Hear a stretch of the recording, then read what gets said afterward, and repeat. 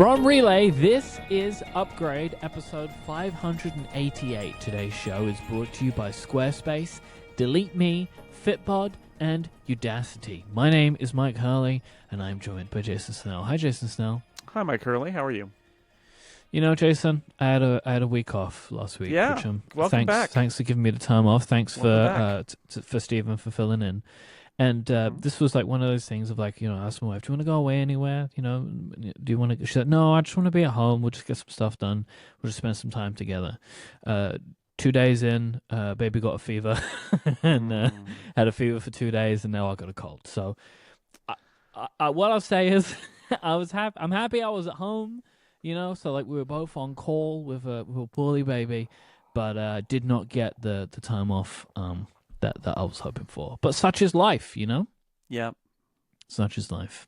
I have a Snell Talk question for you, Jason. Okay. Comes from Chelsea, who wants to know, do you change your Mac passwords when reviewing units or upgrading to new models? I just acquired a Mac Studio coming from a Mac Mini, and it's so tempting to keep the account password the same. For convenience, I'm keeping both machines for now.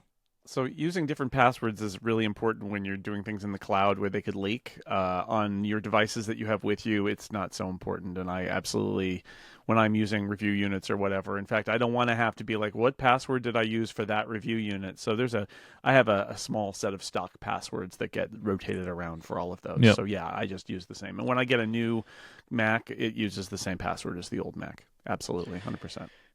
I've got to say, Jason, this is maybe something I shouldn't admit, but I'm going to admit it. My Mac password is hilariously bad. Oh. It's not good. It is not a good password. Mine's not a good password either, but I mean, I don't really expect that somebody from the internet is going to break into my house and. That's my thinking. Like, yeah. I feel like there is more of a risk of my online passwords the stuff that's in one password being slightly, a like 1,000, like 10,000 times more risk. Yeah, maybe 1,000,000 times more risk than a hacker breaking into your studio and tapping around and going. I'm in. The password is not the password is not very complicated, but it's also complicated enough that you wouldn't be able to just guess it. Like, it's not like an obvious thing about me, and I figure I would be able to do something about the fact that my Mac has disappeared before they would get it. That's my thinking. But who knows? Yeah. Who knows? If you would like to send in a Snell Talk question for us to open a future episode of the show, please go to upgradefeedback.com and you can send in a Snell Talk question of your own. Jason, it is Apple Results Day today. We're going to be talking about Apple having all the money. But before then, we would like to have all of the money. Isn't that right? Yeah, and how would we do that, Jason?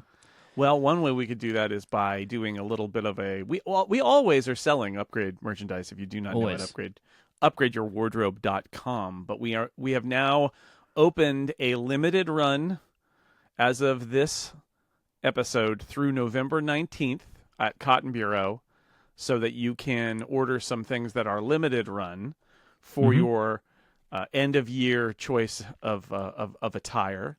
Yes. Putting a bunch of stuff back on sale that has not been on sale before. So upgrade your wardrobe through November 19th. The colors are, and Upgrade Pro shirts are back. To explain what these are, they have the Upgrade logo on them. Everybody loves it. It's a little arrow pointing up and a power button circle thing. The Pro shirt, which delights me every time, comes in a variety of, not colors, a variety of monochromes, because it's professional, and we all know professional things should probably not come in colors. I mean, technically, we should have an orange in there this time. We should have an orange professional. Well, if you would like a cosmic orange shirt, you should get the Color Czar shirt, because the Color Czar blessed us all with colorful Upgrade shirts as well. So pick your poison. Lots of colors in there, and then the arrow and the Upgrade logo becomes whatever is the color of the shirt. This is such a good shirt. Like, I have a purple one. I'm going to order a new one of something. Yeah. If people who want to go to YouTube can see me, I'm wearing a pink one that I ordered a year or two ago. This was a great idea from you, which is like, obviously the Upgrade logo, we have the red arrow. and it's basically whatever color T-shirt you get is the color of the arrow. The 'cause arrow, it comes through so you can have a look. purple I really love it. It's a great idea. T-shirt with the purple arrow. It's fun. So that's the colors are, and then the Pro for the people who don't want to wear color but prefer monochrome. It's fine. You're professional, and you get that. The upgrade hoodie is back. This is our longest running, I think, maybe piece of merch. I think it was our first piece of merch. I think so. I think so. It's a very nice hoodie. It has an embroidered upgrade logo on it. You can still order the classic independent trading company heavy hoodie. That is the one that I actually went to Cotton Bureau and said, this is my favorite hoodie. Please, can you do it in this? And they said, sure. But there are a bunch of other variants now. There's a lighter model, and there's that 3/4 zip that everybody likes. We got those now. Yep. We just did this for Cortex brand for the subtle stuff, and I had Cotton Bureau send me one. I wasn't sure about this. This was like a recommendation that they made, and I am absolutely in love with this clothing item. So I have one with the Cortex logo on it. It's just like a nice piece of clothing. It's nice and like cozy and comfortable, but it's also something you can kind of dress up quite well. Sure. And so it looks good in the office as well as it does. I was going to say it's good in like corporate environments and golf courses and places like that where dads can wear it, especially. My thing, it feels very dad I think to me. It is very dad, and that's probably why I like it now. But I think if you are like an IT professional, you should buy the upgrade version of this. Yeah, right? You're killing it. You're turning things on and off, left, right, and center. Like this is your whole thing. There's also a new shirt that's a variation that we haven't ever done before that I wanted to do of the upgrade logo, which is we've never actually done a shirt that says upgrade on it. So there's a version now you can get that's a colors are kind of shirt, but it says upgrade below it in the upgrade logo font. Because if you would like to explain what the logo means, your shirt, all the answers about what this logo is are answered by the word on my shirt. It's upgrade. Because some people, I mean, I realized we'd never really offered the proper upgrade kind of logo in that concept. So that's an option if you want. If you're a words person, like maybe it is important to you that it says upgrade on it, and if you are that words person, now we have a T-shirt for you. Yeah, so welcome. And then, finally, there is a shirt that I demanded we make. I hate it so much. This is the entire reason we're doing any of this.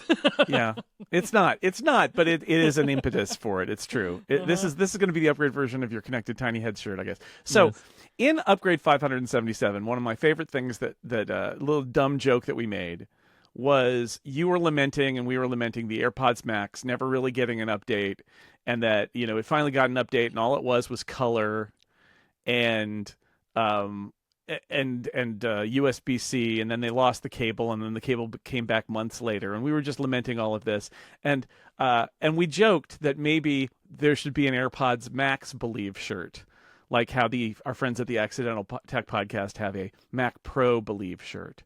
And so that's what we did. There's a picture of AirPods Max with the word believe below it. And thanks to John Siracusa for the inspiration. If you're an AirPods Max believer, get that shirt because it's got headphones and says believe below it, and enjoy. And we'll see how many of those we sell. But I think it's very funny. We should do that shirt. No one will buy it. That's the quote. I think so. So prove Mike wrong and buy that shirt. We also, I should remind you, a bunch of shirts that are available at all times, including now there's a Rumor Roundup, Lawyer Up, Upgrade Draft. You could throw those in as well. Yep. And Mike has gone through and added a whole lot of colors and weights and stuff. So we have lots of different options. Hopefully one will be right for you. Yeah, I want to mention this. Like, over the years, Cotton Bureau has increased the amount of product that they have available to print on. And so, like, for example, in the Colorzard t-shirt, you have the premium lightweight, these are the ones that we've kind of always had, and there's either a cotton or there's the tri-blend. But there's also premium heavyweight and basic heavyweight, and there's a price difference for them a little bit. Now, I absolutely love the premium heavyweight options. It's comfort colors. They're a little bit more oversized, and the t-shirt's a little bit thicker, and they come in some interesting colors. And then the basic heavyweight option, there are more colors available, and similar, like they're a bit more of an oversized fit, which I just find to be more comfortable. And so I really love those. So they're there, but also there are long sleeve t-shirts. There are pullovers in different thicknesses, again, like between midweight and heavyweight. Yeah. We have pullover hoodies, similar, and tank tops. And then, and as Jason mentioned earlier as well, in the hoodie, we now have a thick and a thinner, like a lighter weight and a heavier weight of the hoodie, depending on kind of like, do you want it to be for the winter or do you want it to be for fall? And then also the quarter zip pullover as well. So I would recommend like go take a look at the different colors available in the different shirt options, and there's a lot of option now. We had fun and I really love it. Yeah, and you've got a couple weeks but hurry in and do it now. And if you can combine that with some other Cotton Bureau order you're making, all the better. You can save on shipping that way. So that is over at upgradeyourwardrobe.com, and there will, of course, be links in the show notes for you to click and to see. And also the chapter artwork right now is showing you a little preview of some of these T-shirts as well. In case you want a little sneak peek. But it's about to change because we're about to leave this topic, so you missed it. So you have to look right now in 5, 4, 3, 2. All right, we're now into follow-up. I had a couple of follow-up items, one from last week and one from the week before. So you and Stephen were talking about falling asleep with AirPods in, or like I think it was an Ask Upgrade question. Someone was asking about that. I sometimes do fall asleep with AirPods. But... Possibly, yeah. I sometimes do fall asleep with AirPods in, AirPods Pro, but like not purposefully, and I don't really find it very comfortable. But I do use sleep headphones every night. There's a product called Ozlo, Ozlo. This company was founded by a group of engineers who used to work at Bose. Bose used to do a sleep headphone product, which they stopped doing. And then that team went and made this company. And so these are like little Bluetooth headphones. They work in a few different ways. You can use them as Bluetooth headphones and listen to and watch whatever you want on your iPhone. But also you can pre-program it with the app to just like as soon as I like pick these things up, play some kind of background sound. Like I have an ocean sound that plays like this, that sound of ocean. You can also set an alarm with them, so it will play an alarm in the morning if they're still in your ears. Sometimes they fall out of my ears overnight. And they also have like, you can set the time, you can set the background sound to just run for an amount of time. I think for me it's like 45 minutes and it just turns off. These are fantastic. Like they are made for people who sleep on their side, basically. So I can put my ear flat to my pillow and I don't feel them. They've got like those little wingtips in them to keep them in your ears. And most of the time they actually are still in my ears in the morning. Sometimes one of them's falling out or whatever. I don't know what I'm doing. But I really think it's fantastic. I'm a big fan of this product. And I really recommend it to people who would like something like that, It's really cool. Okay. I've had these for nearly a year or over a year, and I use them absolutely every night. So if that is a thing that you care about, I recommend trying out the Ozlo Sleep Buds. Okay. On AirPods Pro 3, I've kind of really gotten used to them now. Like, like we were having some issues with like fit and stuff like that. Yeah, in Memphis we talked about how they were surprising to put them in. I also am used to them now, and yeah.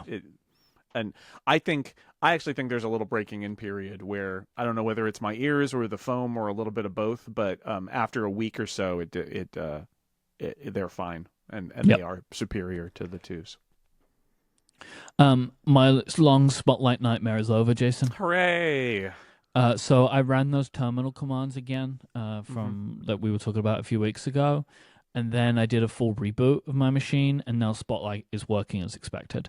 It can find apps, it can find files and contacts, and even clipboard history is working again for me now. So very happy about that. So finally, we got there. Finally, we did it. All right, that's great. I've heard from other people who are struggling with this, and I think that this is very clearly a bad bug in Tahoe. I see it. I don't know if I've seen it in 26.1, but I've seen it in 26 sporadically, and then it just comes back, or I reboot and it comes back and then it's fine, but every now and then it would run out. So there's a bug going on. I hope they fixed it in 0.1. Yeah, I guess that's the thing. Maybe potentially when this episode comes out, the 0.1 releases are out. Right, I think I want to talk about that a little bit next week. Yeah, because I haven't I have not even installed I've not installed the beta version of 26.1, and I'm actually quite intrigued about some of the changes that they've made, and like trying out some of the liquid glass changes and stuff like that. So, but yeah, maybe in Tahoe point one, it will fix it for everyone. Maybe, I don't know. Maybe. And I just want to share a frustration that I've had. I'm airing a grievance here with the Apple Watch. All right. Apple Watch workout detection. I want it to recognize me pushing a stroller. Like it doesn't ever pop up and be like, "Hey, you working out?" You know, it's because like, you're not moving your wrist, right? Because you're just I'm not holding moving it my on the wrist. stroller. Yeah, exactly. But what I know is when I'm doing that, my exertion level is way higher than when I'm walking. Otherwise, so like I know that this stuff is complicated, but they have done this kind of stuff for so many things. I just wish they would do this too. That is the only. I just wanted to air that grievance. I find it frustrating. Because I know I'm working way harder when I'm pushing that stroller than when I'm otherwise just walking around. And so I would love the recognition for it without starting a workout on my own. You know, like I want the credit. Right. I get it. And now we have some follow-up sent in from listeners. It's not just all about me. Jason wrote in and said, I found that I can take some of the best naps that I have while wearing the Vision Pro. Oh, yeah. We talked about, like, can you just lay back and fall asleep? I think that was a joke I made where I said, fall asleep with AirPods. How about fall asleep with the Vision Pro? And guess what? It happens. Jason says, I lay on a flat carpeted area, I put on the mindfulness app, and I'm out within 5 minutes. Something about the ambient pulsating noise just sends me right to sleep. I think there's also a study somewhere on, quote, face-hugging devices helping someone fall asleep faster. Probably you could find more about this in the Apple Vision Pro subreddit, which I thought was funny. I guess it's all popping off. Or the CPAP sleep apnea forums. Maybe people get comfort from that too. I mean, there's always somebody. Yes, there's always somebody. Yeah. I assume you probably get pretty hot eyes by the end of that experience too. Probably. But if it's a nap, you know, I don't know. Yes. Yeah, I guess it depends on how. Well, Jason doesn't say how long the nap is. Yeah, but I mean, a nap isn't long. I would not be able to. I would be tossing and turning, and then I'd have a Vision Pro stuck on my face, and it would be bad. But just if you're laying flat, man. If you're just laying flat, for a little nap, little cat nap, okay. Like if you're on the ground, right? So Jason's on the ground here, and imagine like turning your head and like bumping the Vision Pro on the floor. Yeah. Ooh, that would hurt. Can't do that. Steve writes in and said, this feedback pertains to listener Chris's feedback about the iPhone Air and Paul's cellular service at a music festival. It would be interesting to know which carrier Chris was with and if he has premium data. If you have unlimited data but not premium unlimited data, your network speeds could be slowed down because of network congestion. There was a lot of different types of feedback about this. You know, some people saying maybe it was like millimeter wave, maybe it's data. The only reason I really included this is like it was an interesting thing to talk about. I was like, oh, this was an example of maybe it didn't work. But of course, with these things, there are so many edge cases. But Chris's story was that all of his friends got data and he didn't. So that would suggest that they all have some better plan than Chris has. I doubt possibly that's the case. I doubt that's the case. Well, I guess maybe Chris is using one of those MVNO things, like a Mint Mobile or something, and they always use low priority data. Maybe, yeah. I mean, it's just an anecdote about a difference between the Apple modem and other modems, and there are other potential explanations for it. I think that's true. Although the idea that everybody else is unaffected and Chris is affected seems to point at the Apple modem to me. Well, if anecdotes are what you want, I've got another one. This comes from Nick, who says, regarding iPhone Air sales and enthusiasm, one factor that I haven't seen mentioned is that some carriers are offering greater discount offers on the iPhone Pro models that end up making the Air a more expensive choice. I just helped my parents order new iPhones at AT&T, and they wanted to trade in their old iPhone 13s and were given $1,100 in trade-in credit to purchase a 17 Pro or Pro Max. But with the same trade-in, they would have only gotten $700 credit for the iPhone 17 or the iPhone Air. Interesting. They want the. That is interesting. Why are they driving? Well, I have a theory about the Air, which is that it has smaller margins. Yeah. And so there's a limitation there of how low they will go. But if they're also not giving the credit for the 17. They're really driving people to get up to the Pro. It's an interesting concept. I wonder what's going on there. Of course, that's going to vary by region and carrier. Yeah, I wonder if there's some kind of incentive maybe that Apple gives the carriers to try and get them to sell the more expensive phones, but would it make a difference if they're giving higher trade-in value? It's a big difference, the trade-in value, right? It's like $400 difference. Yeah. So, I mean, yeah, these are the kinds of things that could add up, right? To make a difference. And maybe looking at total, cost of ownership and the idea that they're gonna, if they get somebody on the Pro track, then the next time they upgrade to a phone, they're also going to get a Pro phone. And in the end, that's going to work for them. I don't know what all the math is that's going on there. It's really interesting. This is actually a little aside here. We did a story on Six Colors last week. Shelley Brisbane wrote this story. It was her idea, and then I asked her to expand it, and then I did a bunch of charts. It was about. She asked a bunch of the people, mostly in her friend group and her newsroom. She's a radio journalist in Texas. About their iPhone buying behavior, and then we asked Six Colors members in our Discord about it. So a very committed technical group and a group of basically regular people. And there were lots of fascinating differences. You can check out Six Colors for that story. I spent a lot of time working on charts. There are lots of good charts. There's a fun chart about people's color preferences that it's got the colors. I had to figure out what the color was going to be for no preference, and I just made it a crazy gradient of every color. So it's like, you pick whatever. But the one I wanted to mention here is Shelley's group, a larger percentage of them are on some sort of a plan. And what we found is that the Six Colors members, almost nobody was on some kind of a plan from their carrier or from Apple. Yeah. And that's really interesting because obviously the more technical people were much more likely to buy a new phone every year or two. Yeah. I think there's a hole there where people like the people in our audience are, for whatever reason, reluctant to go in on a deal because they want to have, like, maybe it is like have complete control. I mean, that I'm not on one either, right? So I can suppose from what I behave that you're like, no, I'll just buy it. But the thing is, if you get, it means you're locked into a carrier or you're locked in with Apple, depending on how you choose it. But like, I've been on AT&T since before there was an iPhone by a lot. I've been on AT&T since I got my first cell phone. I have never left AT&T. It became Singular and then went back to being AT&T, and I was still on it.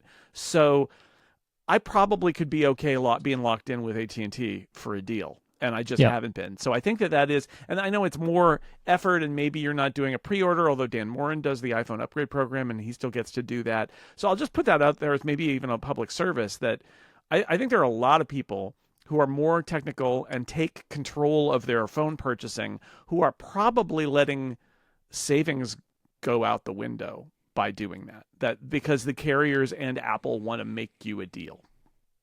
Yeah, I do think that in our audience, and especially in like private members Discord, there is a higher level of affluence than the general public. Sure, and you're like, I'll just pay. I mean, but I think it's not all I'll just pay for it. Right. I think it's I think it's I would like to have the ultimate flexibility over my buying decisions. I'll have complete control and I'll just pay for it and it won't matter to me. But I just want to put it out there that I think that the number difference was so enormous that I think it is big. I suspect that part of it is that we don't think of it for reasons that, if you think about it a little harder, might be less logical. So it's something interesting. So I'm glad that since Nick wrote in about this. What I would love to know of the people that are not on a plan, do they trade in their iPhones or do they hand them down? Right, because that makes a difference. Dan Morin is on a plan. That means he has to give back his iPhone every year. Yeah. I trade them in and get some money back, instead of kind of like lessens the impact. Each that's time. What I did this year. Or I sell it to a friend or family member or whatever, and I kind of make my money back that way. Yeah, that's how you make all your money, right? It's just you're jacking up the price on things to your friends and family. Because they don't know I sell it for more than I bought it for. Yeah, I was going to say, you just sold your cousin an M2 Vision Pro for like $5,000, right? It's like, do you know this is Mike Hurley's iPhone? I don't know if you know. I'm kind of a big deal. This is like a thing, You've got this is a piece of history right here. Yeah, oh yeah, that's right. Oh, would you like me to sign it?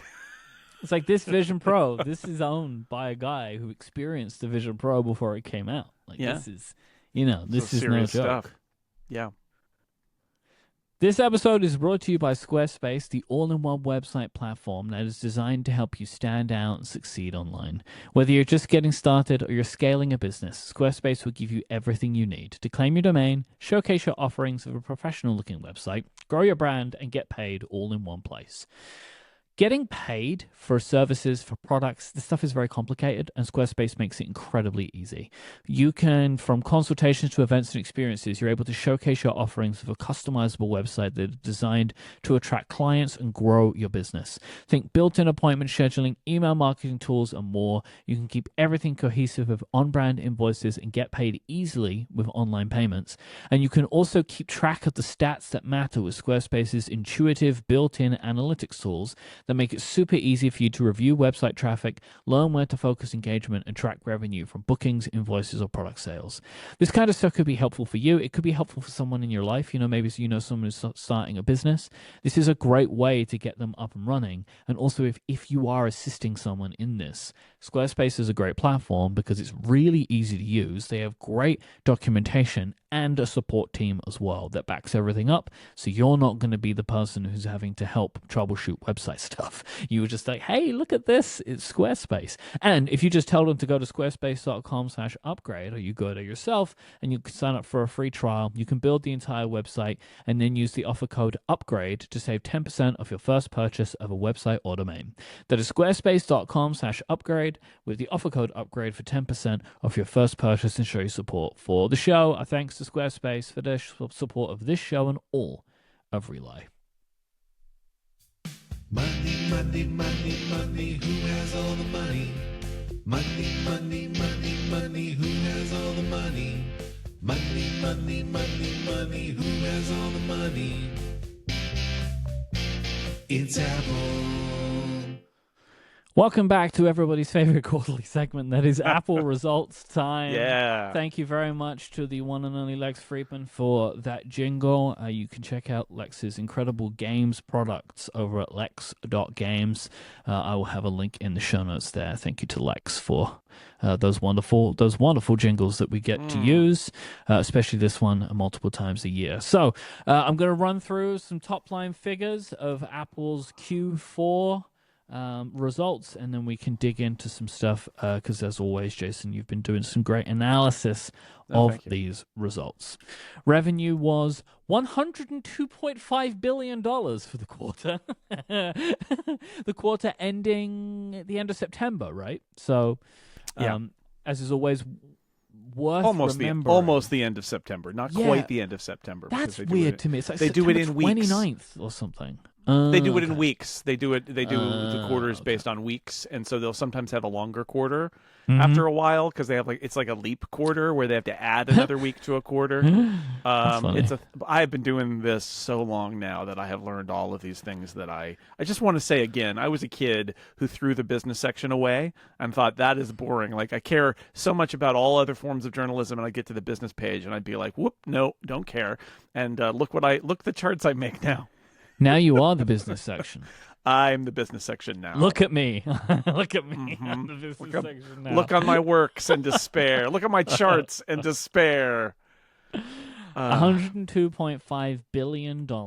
Yeah, that is a Q4 record. Yeah, Dan and I were talking about how one of these days, Dan Morin, who does Six Colors with me, one of these days, one of these non-holiday quarters that we consider the boring quarters was just going to casually, boringly break 100 billion. And this was it. Mm-hmm. It's like, it's the fourth quarter. It's not one of Apple's big quarters. And it's 100. It's just 102.5 billion. Just right there. Yeah. Yeah. Because yes, the reason I mentioned when the quarter ended is this only includes the very beginning of iPhone sales. It's not the iPhone sales quarter. Yeah, that is the next bit, quarter, which is Q1, which is the holiday quarter. Because of the way Apple has always the biggest that they get. Yeah, that's interesting. Yeah, I'm looking. Last year's was 124.3 billion. and we'll talk a little bit about their guidance in a bit. But this 102.5 was up 8% year over year, which is the biggest Q4 ever, rounding out Apple's biggest revenue year of all time. Yeah, it's an all-timer. Next week we can talk about the annuals because I've got my forthcoming annual charts. Oh, nice. That will break down, now that the fiscal year is closed. And yeah, it was Apple's best fiscal year by a lot. So wow, yeah, a lot of money coming in. I'm gonna also do a shout out to our friend Dr. Drang, who wrote an interesting post where he tried to take Apple's revenue and normalize it for inflation, which I keep waiting for an economist to say that's not how it works. But it does show you that, one of the things that's happening here is that as inflation goes up, Apple's prices go up a little, or Apple's revenue goes up a little bit, and so you could normalize that out and say it's about the same. I think what's interesting is Apple's not raising a lot of prices, and there's obviously foreign currencies involved, so I'm not sure that's a rabbit hole I want to go down, but I like that he did it because he shows that if you pull a little bit out because of inflation, it everything feels a little flatter. But again, I feel like I'm uncomfortable doing that because I think we just need to be aware that there are lots of macroeconomic factors that go into these numbers, but I'm going to kind of focus on the actual tangible results here because again, headwinds, as they like to say, the foreign exchange headwinds. Apple is doing business in so many different countries, and they're taking money in local currency, and then they are eventually repatriating it to U.S. dollars, but not always, right? Sometimes they'll keep it in the country and then spend it on things in the country rather than having to go through an exchange. And they do a bunch of hedging with currency, and they do a whole lot of stuff. It's very complicated. So all these numbers that we're reporting that are revenue numbers are really, these are reported Apple U.S. dollars. It allows us to have a common frame of reference, even though we might want to be mindful of the larger complexities of this. Yeah, okay, but like I'm definitely on board with you with the idea of like there isn't just one level of inflation, so that doesn't hold water. And then for me, another thing is the assumption that Apple will always have the same level of sales no matter how much inflation goes up or down just doesn't hold for me. Like it's also true, and they've held their. And the thing is, by holding their prices, the products actually are coming down in price if you think that way, right? Because they've held so many price points even. Like a $999 MacBook Air today costs a lot less in comparative terms than a $999 MacBook Air 5 years ago. Yeah. So it is an interesting exercise. So I just wanted to put that out there. It's a fun blog post. Dr. Drang, I love it when he writes about my charts. So thanks, Dr. Drang. So one of the key things for this quarter is that none of the main areas of business that Apple reports on were down year over year, which is not the case always. I think technically wearables, home, and accessories was down a teeny tiny bit, but it rounds essentially to 0. flat. Yeah. Yeah, my chart, thank you numbers for putting -0 on that chart. I thought that I had to spend some time trying to work out what that meant when I was versus iPad, which is a positive 0. But I was looking at it, I was like, what is 0 and -0? Little charting, because the other thing people might notice is sometimes in these charts, there'll be two numbers that are the same, but the bars are slightly different. Mm-hmm. And the answer is the way numbers charts, and I don't think I have gone through the trouble of trying to fix this, is numbers is charting the real number.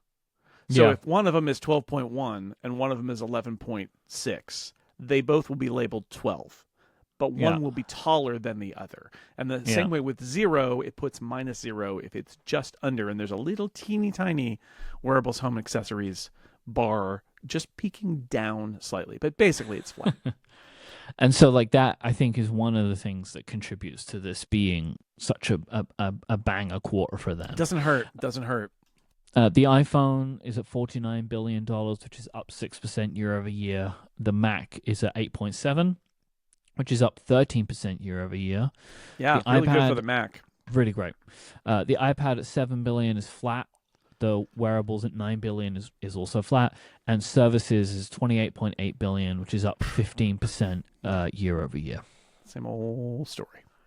So there's a couple of these areas I want to dig into, but I actually want to start with a dramatic reading of a piece of a piece of prose from your reporting Oh, on good. this. I love this. I said this last week when I read something Stephen wrote that I enjoy the dramatic readings. Thank you. These On are. the day I just want to say before you start, these quarterly. I used to write these for Macworld, and I wrote them late in the evening. And Yeah. this one, the results came out, and the call transcript, my transcribing of the call, that was done and posted.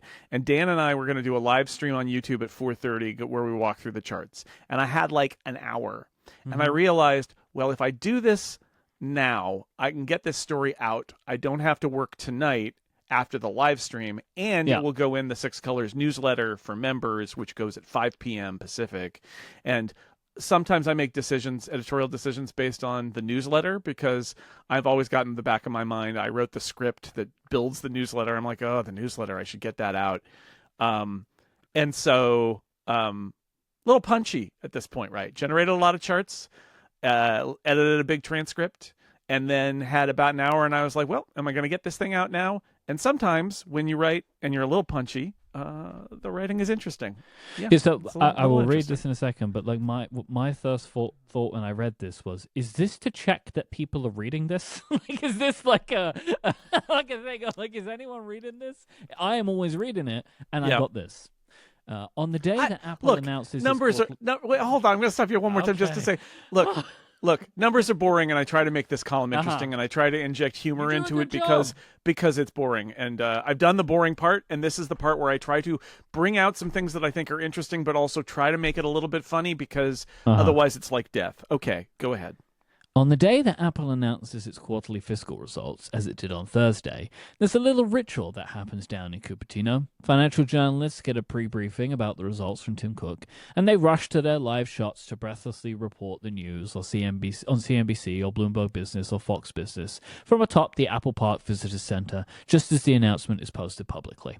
Sometimes I imagine that Cook and CFO Kevin Parekh say goodbye to them, jump in a car and just joyride all around Apple Park, doing donuts and singing out loud until they have to calm it down and get on the phone with financial analysts about half an hour later.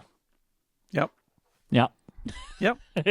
I mean, I've written so many leads about Apple having records that at this point, this is where my mind goes. I loved it.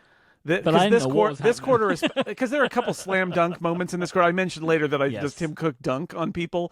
Can he dunk? Because there are a couple moments in here where I could hear them being like, "Oh, by the way, also, all this awesome thing that has never happened before also is happening."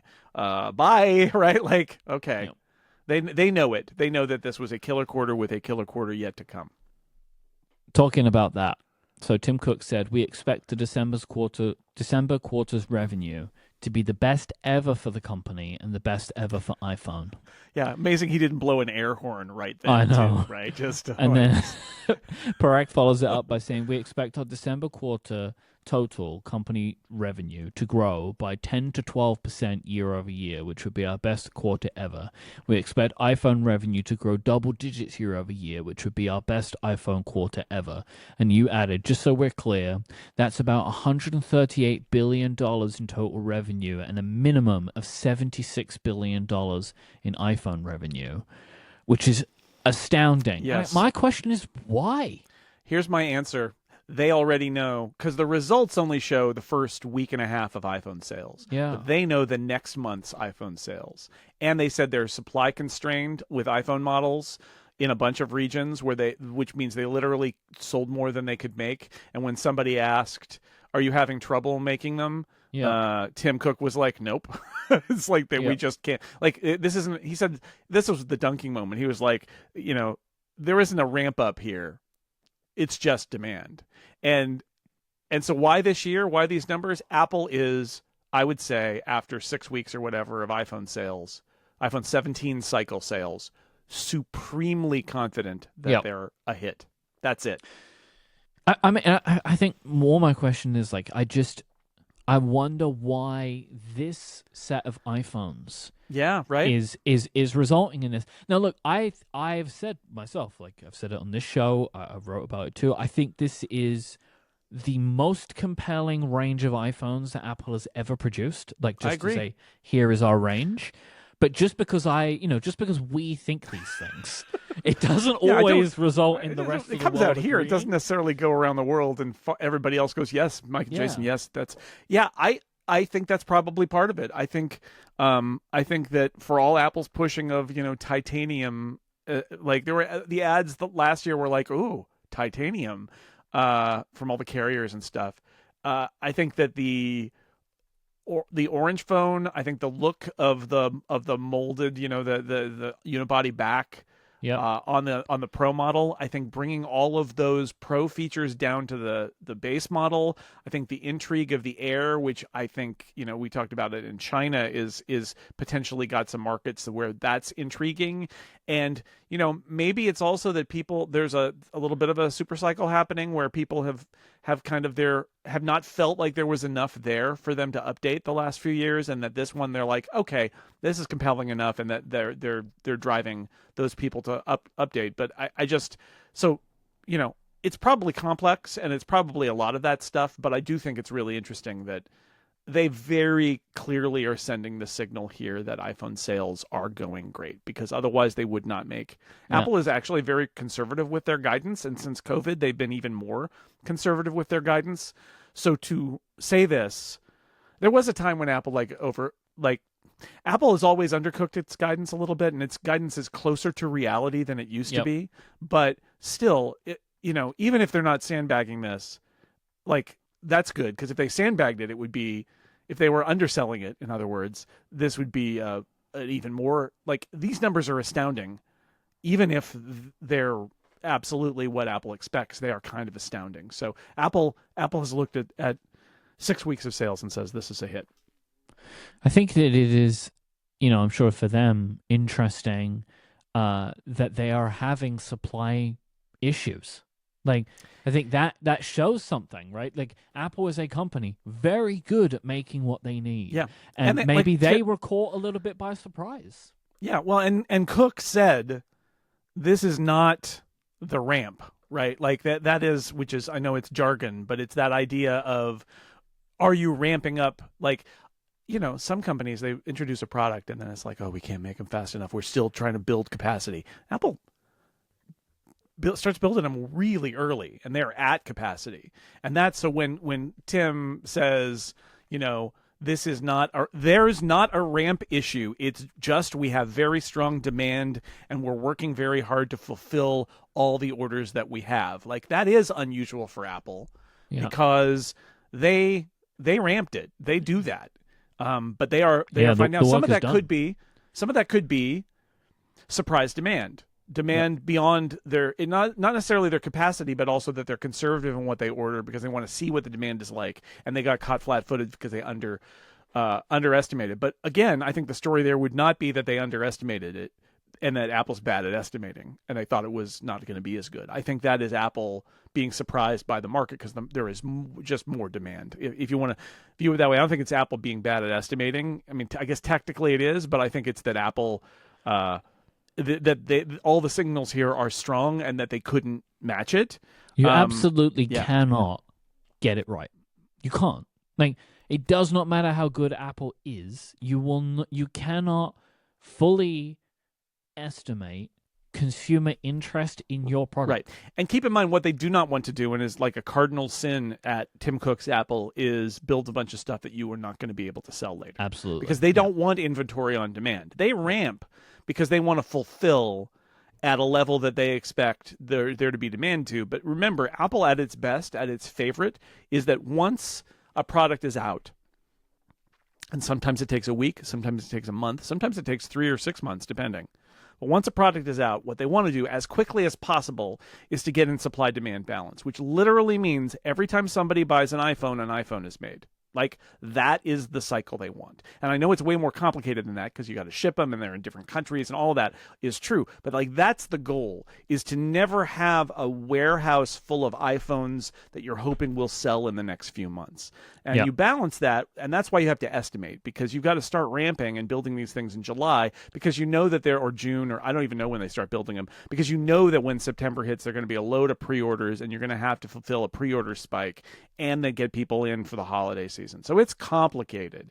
But also, this puts a little different spin on the stories about how Apple is increasing some phones and decreasing some other phones, like the Air is not getting, maybe the way to look at this is that it's not so much that the Air has bad demand, but that the others have surprising demand. Also keeping in mind that China report that the Air might be finding demand in other countries than like China, where it didn't go on sale right away. So there's a lot going on here, but it turns out it happens when they choose to send the signal. This is the really interesting thing about these results, is not the numbers they give you, because with Wall Street, it's always about the future, right? So it's not the numbers they give you about this quarter. It's that they felt confident enough to predict in their forward-looking information that might or might not happen, that assumes a lot of things, but like with all of the caveats and footnotes and all of that, they just said, yeah, we're going to set an all-time record in iPhone and overall Apple revenue, and we're going to blow it out. And the only way that's true is because we can see the numbers that they disclosed, right? But they know how the following 4 weeks went before they made this statement. They know how it's going, and they said, we're blowing it out. So there you go. They're going to blow it out.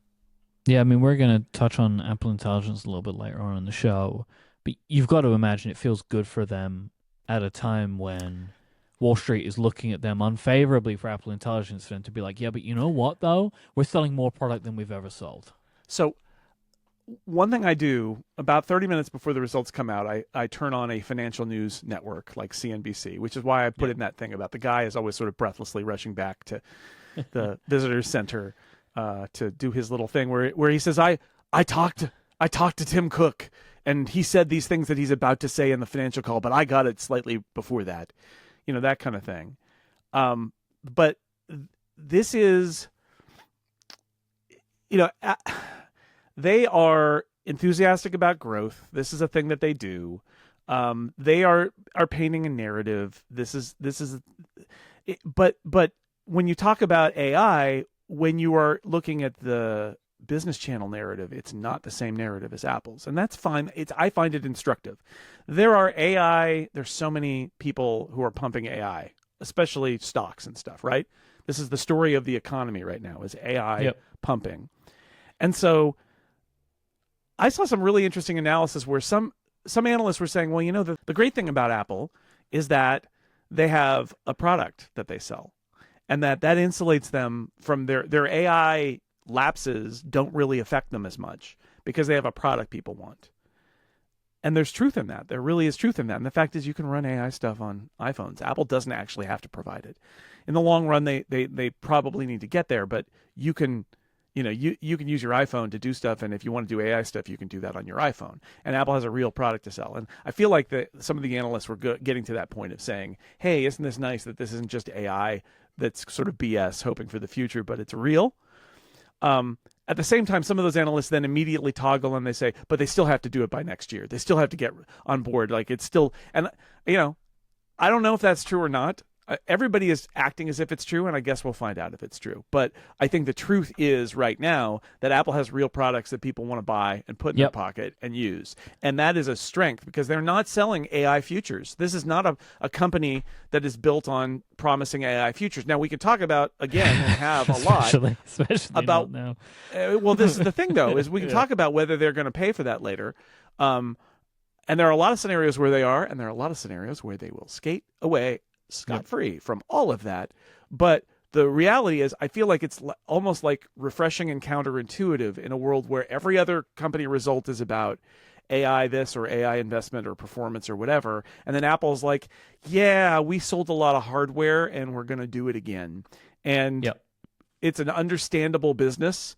And then everybody else is like, yeah, that's great, but they also need to do the AI thing. Tune in. I'm sure they'll do it next year, right? Like, okay, that's the narrative that they want to put out there. And we're going to talk about what Apple's trying to do there. Because, Apple, again, I think there are scenarios where a lot of this AI stuff kind of evaporates and we realize that it's never going to get where they thought it would go, and that it's going to end up getting kind of put into chunks and put into features, and we may end up building all this capacity in the cloud, and then the models will get so good and so focused that we can just run them on our devices. And again, Apple kind of wins in that scenario. But But it is interesting to see the difference between what your average CNBC or Bloomberg business person will say, where there's a real cognitive dissonance between, wow, look at this, a company that makes things and sells them at profit, versus sort of all that kind of AI talk that is built in large part on spending enormous amounts of money on the hope of an enormous payback down the road. Yeah, if and when the bubble bursts, like, Apple is going to be in a scenario where they will be better off than a lot of their competitors. Oh, man. Apple, I mean, for those who have not followed Apple through other bubbles bursting, one of the great things about Apple and the way they approach the world, and again, this may be a reason that they've been hurt in the AI. It's that, right? Like, Yep. like Apple's attitude has pros and cons. But one of the great things about Apple being a kind of careful company is that when bubbles burst, Apple ends up with, as the song says, all the money. And Apple is one of the great companies in the world at investing through a downturn. Yeah. And nobody, if there's an AI bubble, you know who's going to be scooping up all the pieces of those AI companies that didn't make it and putting them for cheap and putting them inside? It's going to be Apple. That's Apple. Apple will absolutely be positioned to accelerate when other companies are decelerating, and that's been one of their advantages over the years. Again, that approach has disadvantages too. But you want to mention my spooky thing about the Mac, because they did offer a scary, spooky day before Halloween warning. Yeah, it's a shame for Mac revenue. Tough compare. So the Mac revenue has been great, and it's been great for 2 straight years. Basically, they've been growing year over year. But they did say this quarter, all we've really got. I mean, the way he said it, it was almost like the island of misfit toys kind of thing, where I was like, last year we updated like all the Macs in the fall quarter. We updated all the Macs. We had so many of them. And this year, well, we've got the 14-inch M5 MacBook Pro.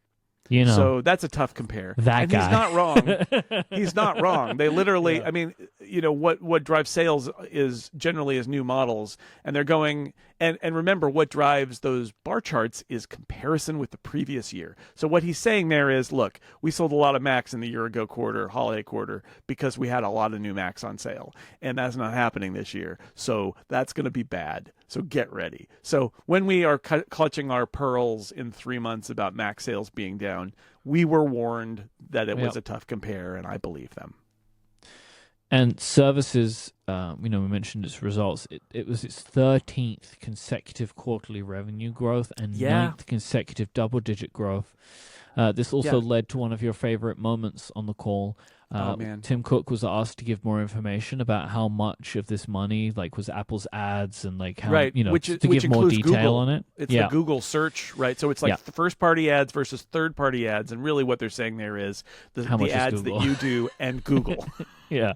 And Tim Cook said, "I'm dodging the question intentionally because we don't split it at that level." Yeah. Incredible. It was he said the quiet part out loud. We all know that he's doing it. It was funny too, because he actually said, "We don't divulge," and the divulge trailed off. He's like, divulge. He just stopped saying it. We don't divulge. I'm dodging the question intentionally because we don't split it at that level. That's what he said. But he's like, we don't divulge that to you. It's what it means. Well, and we're also, not talking about that. I mean, Stop if asking. we're supposed to believe all the testimony that's been given, I believe Tim Cook doesn't know the number, was an answer that he gave once. He's But there's no way I could know this. No one that was a tells pretty me good. nothing. That was a pretty good question. Wamsi Mohan from Bank of America gets the gold star for the analyst question this time, because what he was basically saying is he was trying. It was a good try. It was a good try, because he was asking 3 levels down about what the Google revenue was, because what he was saying is there's a lot of talk that standard search is slowing down because of AI search. And you have a large revenue component in services in your advertising category that you don't break out, but apparently it's in advertising internally. That is Google search results, ad revenue, basically. It's your Google rev share deal. So is that growing or is it not? And so he's trying to frame it in a way where it's about growth and it's not specifically about Google. And what Cook said is, yes, that the advertising category is growing. And then Wamsi Mohan was like, and he says, and it's the third party and the first party. It set a record during the quarter. And Wamsi Mohan said, so do you mean that internal and external both set records? And Tim's like, no, I'm not going to answer that one. Yep. So, but nice try. It's funny though, right? Because you said there's a lot of talk about search revenue going down. Part of that is Eddie Q's fault. Eddie Q. Eddie Q. It is. Oh yeah. This conversation. Yeah, I'm sure that somebody there was rolling their eyes and being like, Eddie. I don't know, man. I don't think any of those guys are going up on that stand without knowing exactly what they're going to say. It's hard to imagine that. So basically, yes, Apple's not going to go out of business and get ready for a blowout holiday quarter. Actually, the biggest takeaway from this entire thing is what we've been saying, which is the confidence Apple has in how iPhone 17 sales are going is very clear. That they are surprised by the level of demand and they're going to blow it out next quarter in iPhone sales, and services also continues to escalate. And then those are the big stories. This episode is brought to you by Delete Me. Delete Me makes it easy, quick, and safe to remove your personal data online at a time when surveillance and data breaches are common enough to make everybody vulnerable. Delete Me does all the hard work of wiping you and your family's personal information from data broker websites. This isn't just a one-time service. Delete Me is always working for you, constantly monitoring and removing the personal information you don't want on the internet. It's no wonder that the New York Times Wirecutter has named Delete Me their top pick for data removal services. I am a very happy user of Delete Me. What I really liked is that they enabled me to give them just the information that I needed to be removed. Like, I am a person who lives their life online to some degree, and I don't want my professional email addresses, for example, removed from everywhere on the internet, because that would be a problem for me. But personal information, I don't need it to be on the internet. I don't want it to be on the internet. And it can be removed, but I wouldn't know how to do it. Every time I get my report from Delete Me, which they send me an email, and it shows me like, we've removed you from here, and this is in progress, and that's in progress. There's just like a bunch of company names of these data brokers that I've never heard of and would never be able to find. But Delete Me is out there. They're scouring the internet. They're scouring these data brokers, and they're getting this information removed for me. And they're always in my corner, kind of taking control of this. But you should take control of your data and keep your private life private by signing up for Delete Me. Now with a special offer because you listen to this show. You can get 20% off your Delete Me plan when you go to joindeleteme.com/upgrade20 and use the promo code upgrade20 at checkout. That is joindeleteme.com/upgrade20 and the code upgrade20 at checkout. The only way to get that 20% off is to go to joindeleteme.com/upgrade20 with the code upgrade20. Our thanks to Delete Me for their support of this show and Relay. Rumor Roundup time. Yeah. I have a couple of rumors that we missed that I wanted to enter into the Roundup because, if we don't talk about them here, they're not real. Mark Gurman is reporting that Apple is preparing to launch its first touchscreen MacBook Pro in late 2026 or early 2027. There had been some previous reporting on this from Ming-Chi Kuo that I really messed up on a previous episode that we fixed later on in a further episode, but now this will be the official record going forward. This machine will feature an M6 chip and will be lighter and thinner than the current models of MacBook Pro that it will replace. The screen itself will be an OLED panel as well as a touchscreen with a hole punch camera instead of a notch. It will apparently work similarly to the Dynamic Island. I wonder and kind of hope that what Mark means here is that it will be kind of Dynamic Island-y, like notifications and stuff might appear from that area of the screen. I think that would be a fun thing to add to the Mac. This MacBook... we've got no Face ID, though. That is still years away, so it would just be the camera. Apple has been working on a new hinge to minimize the amount of movement of the screen when interacting with the touchscreen. I thought that's an interesting detail, right? Because if you're tapping it, you don't want the screen to just be like pushed further away from you. So you kind of got to think about that as well, which I thought was an interesting detail. This MacBook Pro will most likely cost more than the current one. because the parts would be more expensive. And Mark says that Apple is not currently developing any other touchscreen Macs as they want to see how people react to this model first. I have no idea why they think people would react negatively. They're like, oh, people might not like these touchscreens. It's a newfangled technology. Yeah, it's very rare. Confusing. I don't know. I mean, we've been talking about it for so long, and I mean, I don't know. I'm sure that they ran their calculations and that they. Here's the thing.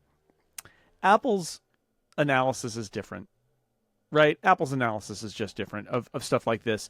And all of us are like, oh, touchscreen Macs, you could do stuff with that. And everybody else, all the PCs have touchscreens.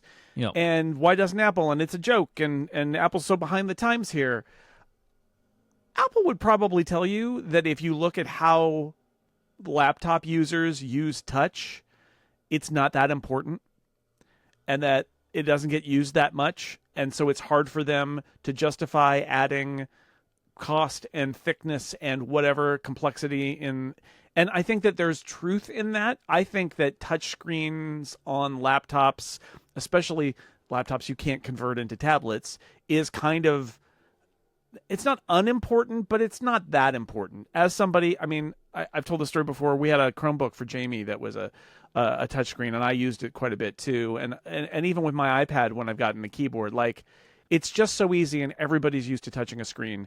And I don't use it for mousing. I use it for scrolling or tapping on a button, because your brain is like, I can just tap on the screen and do this thing, and it's easy, and it's second nature to me.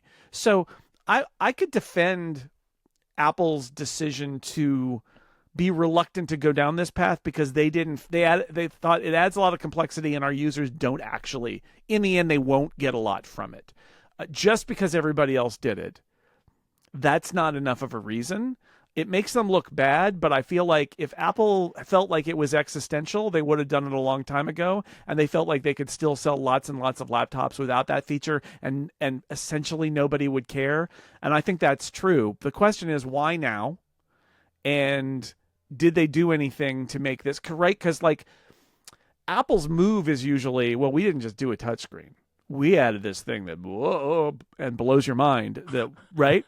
So what is that? Because I have a hard time saying, oh, it's got a touchscreen now. Look, you can scroll. Wow, Apple. Oh, my God. Scroll on a screen? What? So what is that thing, I think, is a more interesting question. Because I think the truth is that touchscreens on laptops is a good idea, but and that Apple's saying, oh, zombie arms, and you don't want to manipulate. It's like, I think that's true, but it doesn't make it not nice to have a touchscreen, especially since, and I think this is my most important reason you put a touchscreen on a MacBook Pro, is every screen that's near your body that you can touch will receive your touch, except for Mac laptops. And I know it's not ideal, and I know it's not going to get a lot of intense use. Most people are not going to spend their time touching a screen instead of using their keyboard and their trackpad on their laptop. But it does happen, and why not just do it if it's not too much trouble? And if you've got a clever idea to make it even better, all the better. I wonder what that would be. My thinking on it is the same as it's always been. It's just a nice to have. It's just an option to have. And as you say, like, I am used to touching screens all the time. I use a product that is Apple makes that is essentially a laptop, the iPad Pro, and I touch the screen even when I have the keyboard in it, right? And like, that's the way I use that product. So why can I not do that on my laptop? And I have touched a MacBook screen.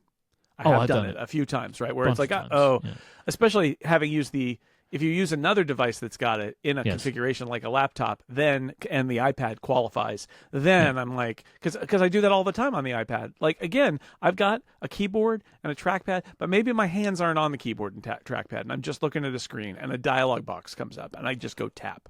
Or I'm reading something, my hands are off the screen, off of the keyboard, and I can either choose to just reach out and do this to scroll, like flick my finger, or I can put my hands down and orient on the trackpad and put two fingers down and do it that. Like, those are the kind of situations where we're all just kind of used to this. It's not, my point is, it's not, for most people, going to be a remotely transformative productivity feature, But at some point, you just need to have it there because all of us are used to touching screens, and it needs to do something.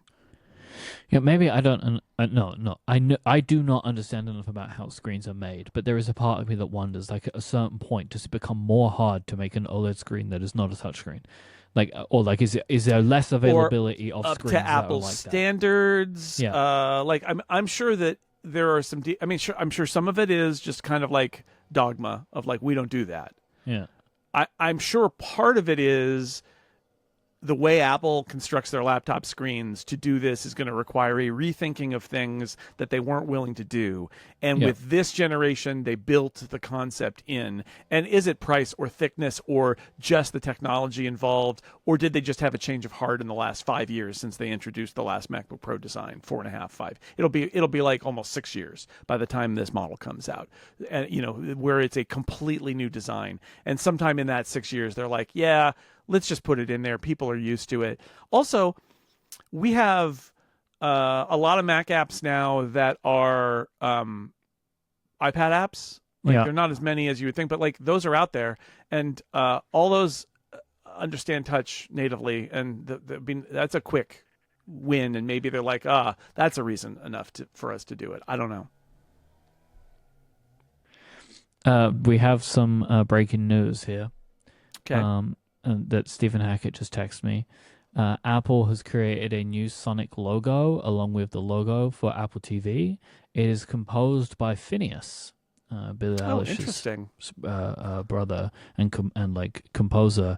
It has a very different sound. Maybe we can put that sound into the podcast, Jason. What do you think about that as a possibility of a thing that we could do? I like that. I don't have it loaded in my soundboard, but I'm sure we could have. We have post-production. I'm sure we could play it. Yeah. Now.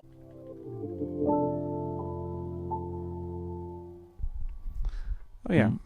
Not wanting like booting sound or whatever. Yeah, it's got a little back masking yeah. going on in it. There's a lot of stuff going on in there.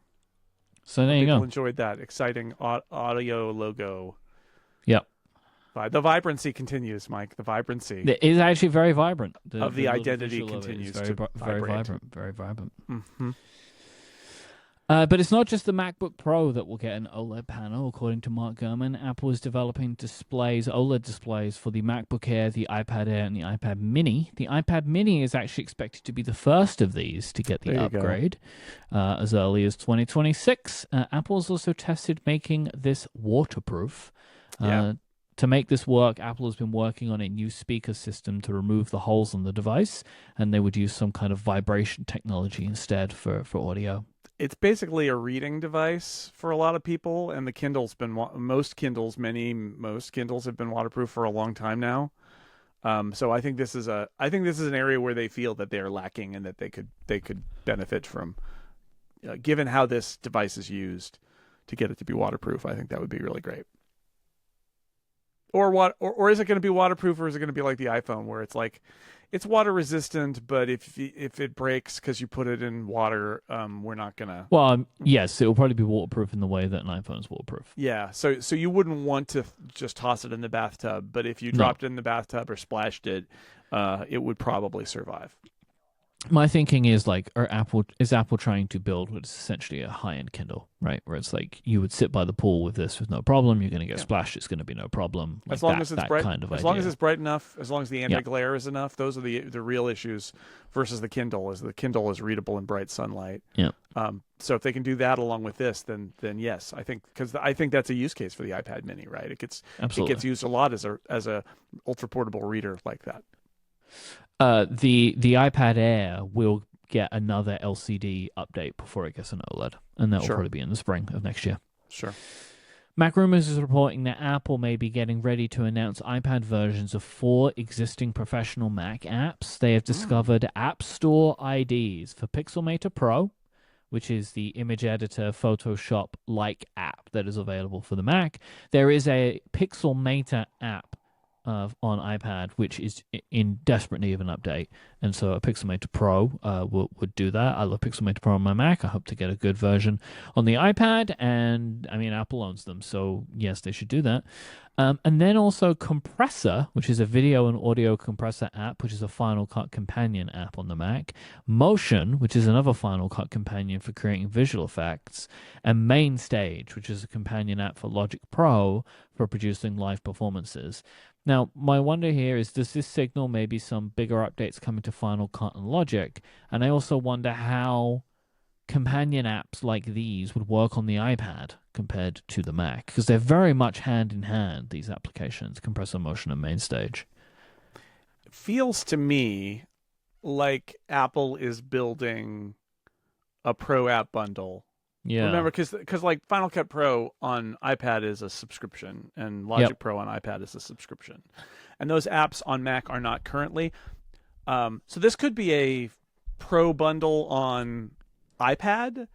Also, this could be the moment where Apple unveils its new Pro apps bundle across all its devices, and you subscribe and you get it everywhere, which I feel like is coming. I mean, Final Cut and Logic, I mean, maybe they'd still make a version available that you could buy or something, although I don't know. I mean, I feel like they have been laying the groundwork for those becoming subscription apps.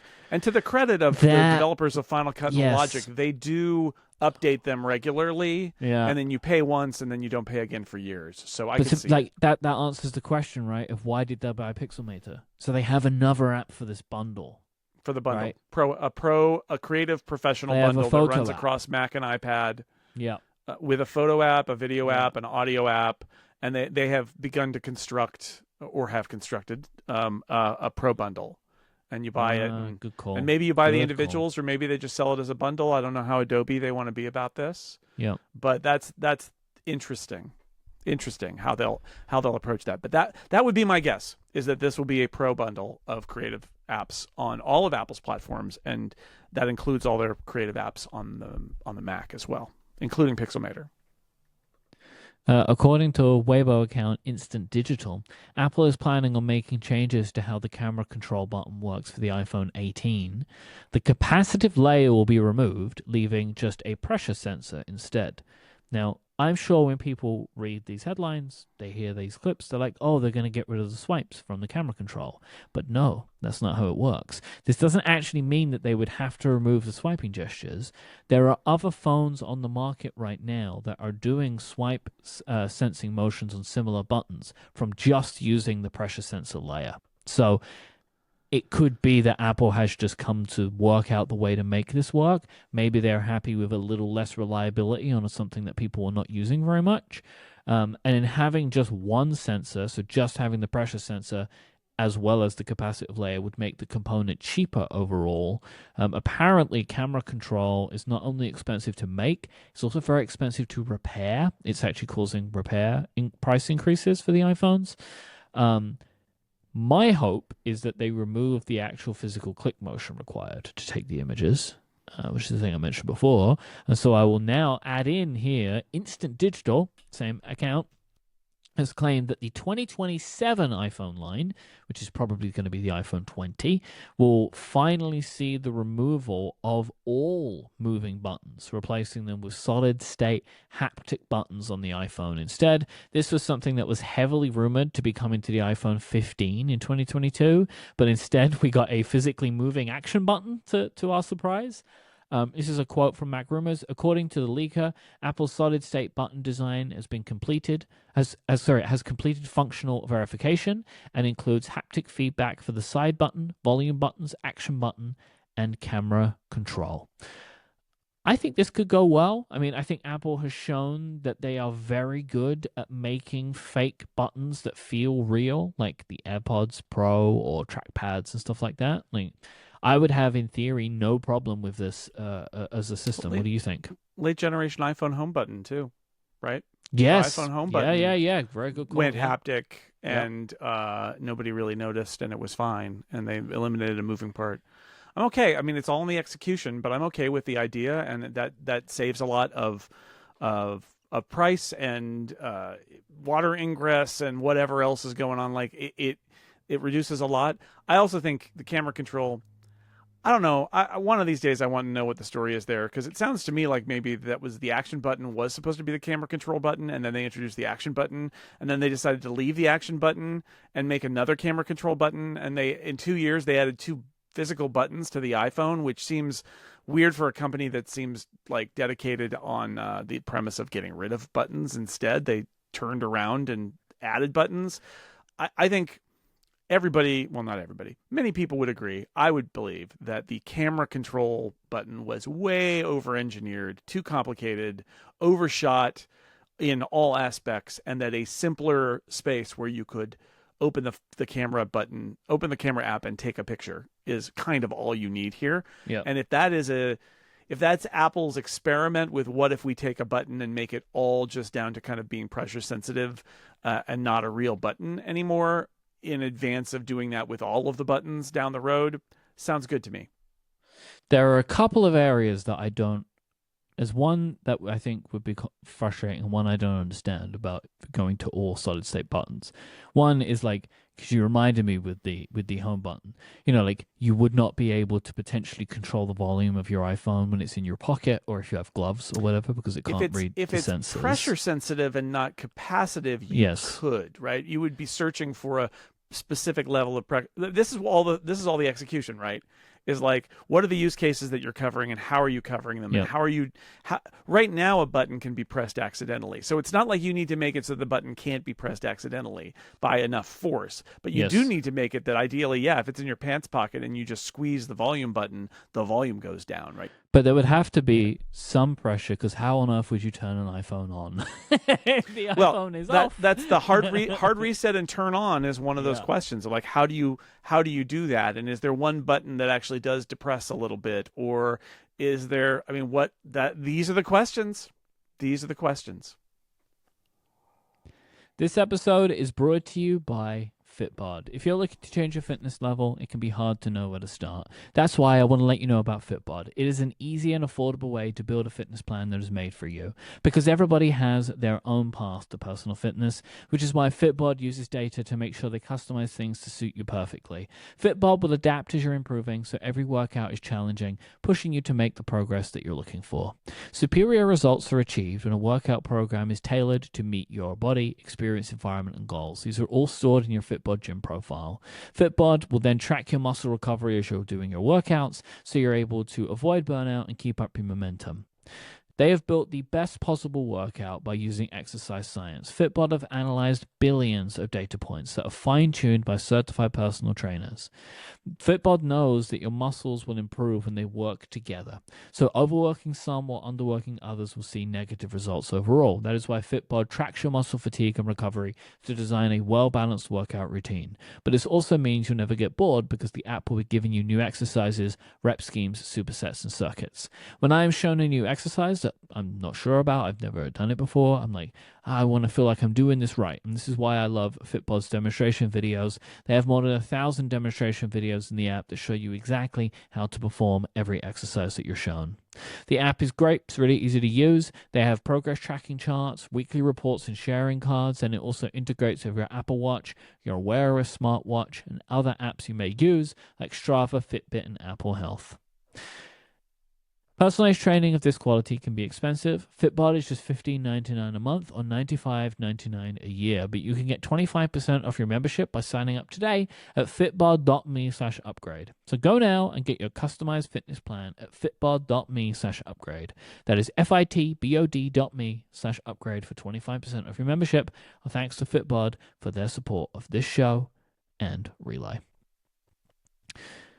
Mark, I want to continue talking about rumors, but about Apple Intelligence specifically. Okay. Mark Gurman is reporting that Apple continues to struggle with the Siri upgrades coming next year, while reporting on more departures from Apple's AI division, from researchers to engineers to executives. Mark says that internally there is concern over the quality of the new Apple Intelligence-powered Siri from those that are testing it. And he suggests this may lead to even more departures if it comes out and is a failure.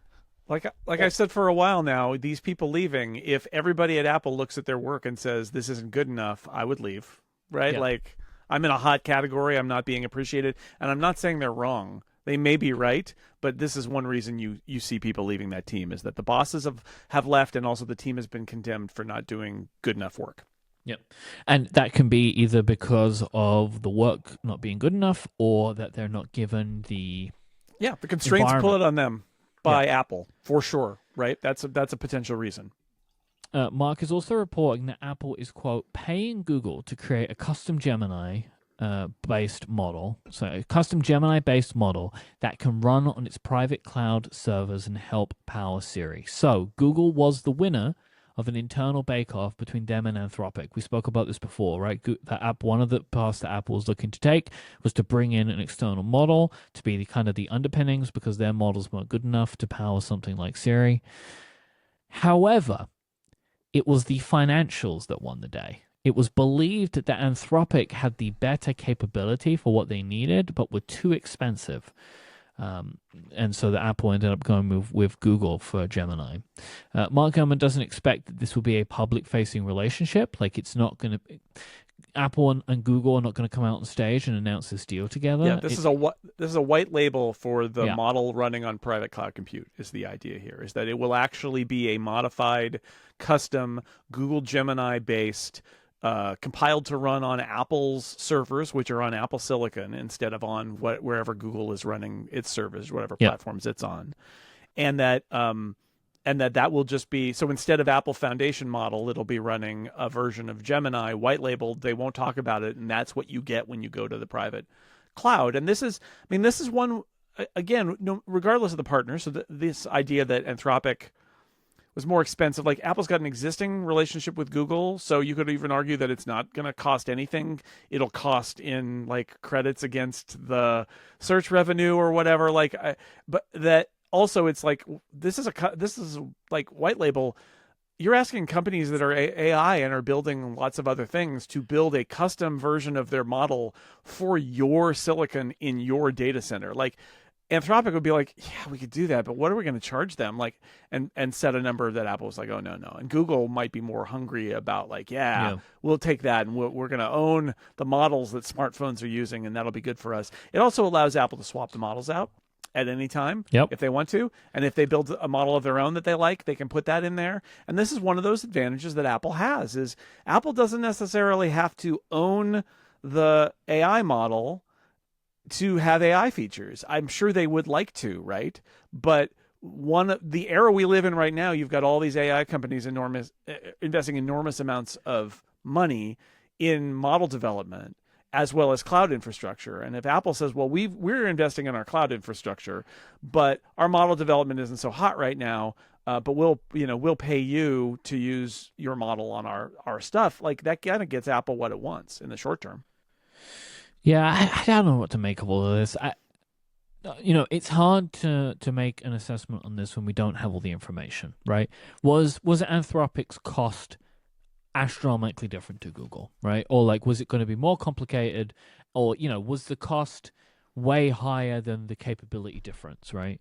But I just feel like I want to hear Apple's going with the best capability partner rather than the best financial partner for this product. Like, I feel like with hearing things like this, and just that Apple is still like, Apple has to rely on someone else. I'm happy that they're doing that if it means the product's good, but also it's like, shouldn't you be able to do this? Like, well, this is a question of Apple's view of AI in general and their priorities here. Is that you could argue that they got in this place because they are not real deep believers in AI, and that could be a mistake, or they could be right. I think it's still all kind of out there. I think they're behind because they made some assumptions about AI's utility that were proven wrong. But I think there's also an open question about whether everybody's agreement that AI is going to be everything in the future may be overhyped. Let's just put it that way. So do they look at this and say, well, we can spend a lot of money on Anthropic. Is it worth it when we've got this other deal with Google that's pretty much as good? Or maybe their thought is, if we do this deal with Google, we will be on parity with Android, and that's all that is required. right? We don't need to be better than Android. We just need to be a parity with them. And this gets us there, and then we're fine, and we can kind of go on our way. And maybe we come back to Anthropic later. I also could throw in, like, maybe they don't want to prop up Anthropic because they got their eye on them. And if Anthropic loses a bunch of deals, then they're going to be ripe for the pickings. I don't know. But yes, it is not a great look to have a report that says Apple tested a bunch of AI models and the one that was the best is not the one they went with. Yeah. Because they went with one that was cheaper. I mean, to be fair, it is Google Gemini.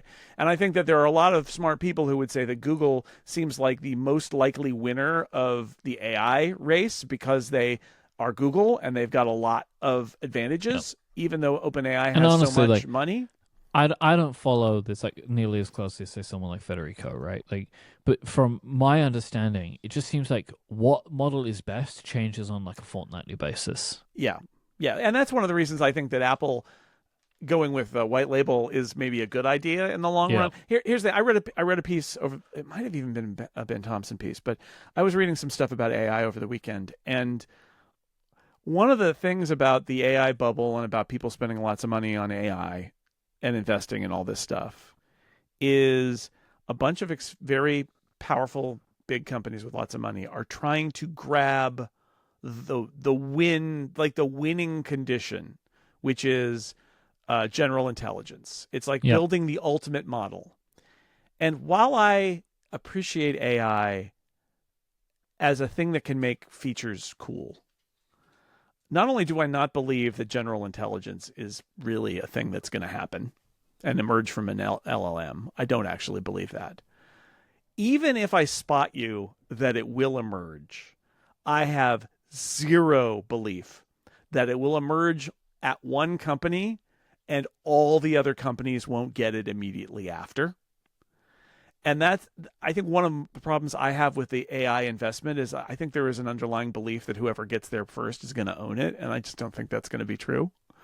Yeah. And if you're Apple, this is an advantage because if it doesn't matter, because there's always another model out there and you can just partner with whoever has a good model and you're never really behind, even if you're never really ahead, it's just fine. Is that enough for Apple? Like, maybe? I don't know. Because I remain very skeptical. My skepticism of AI is tempered. I'm really skeptical on the idea that there's a wall that's going to be built on AI that's based on like the model that gets built. I can see the wall being built in terms of your server capacity and all the GPUs you got and all of that. But I'm telling you, in the long run, if it's an arms race for hardware capacity to run a model, Apple will be there. Apple can spend the money. Apple builds its own silicon. It can do that. It's already started to do that.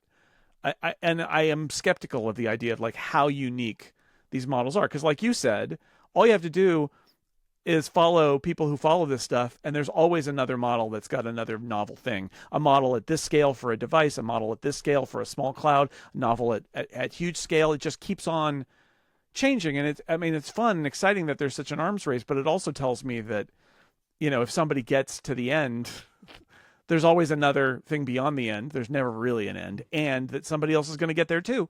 And so it's going to be very much like a commodity on that level.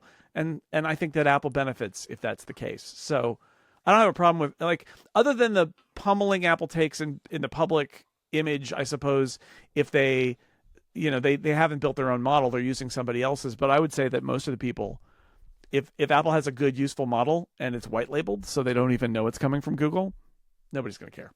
No. Tim Cook said to CNBC as part of the results stuff that Apple are, quote, making good progress on their efforts and that they expect to release these features next year.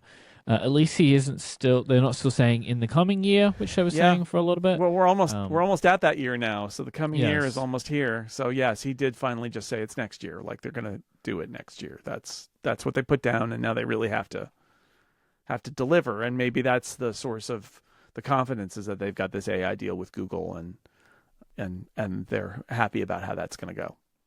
So I wanted to just very quickly run back through again the features that we have seen but have not shipped, right? The stuff that showed up at WWDC. This is Siri on-screen awareness. So this is your phone, being able to take actions on things that are on the screen. So you could just talk to your phone and be like, archive this email or whatever. Also actions across apps. So you could say like, take this email and upload it to Slacks or whatever, and your phone should just be able to understand how to do all of that. And then the big one was personal context as well. So learning what you do, and you're able to answer questions about what's on your device. And that was the whole "when is my mum's flight arriving" thing. It's able to build an agent basically that has access to it. And we've seen this, right? This is like a GPT or something. The idea that when Federico uploads all his reviews or whatever, or his Notion or his Obsidian or whatever, like it's the idea that there's a personal data trove that you have. And then you're asking the model to query the contents, like about all this stuff. Now do stuff with it.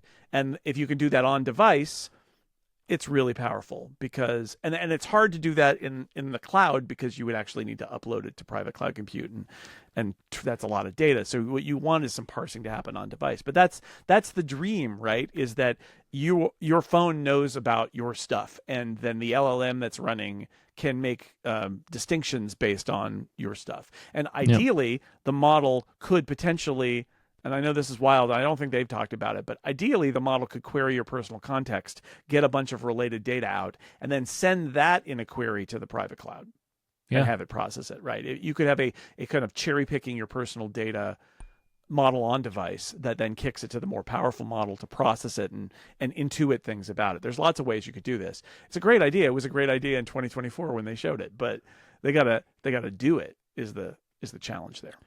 So I'm just going to make a little prediction. These three things that I've spoken about, we will see iOS 27 before all three of them ship. I think you might be right.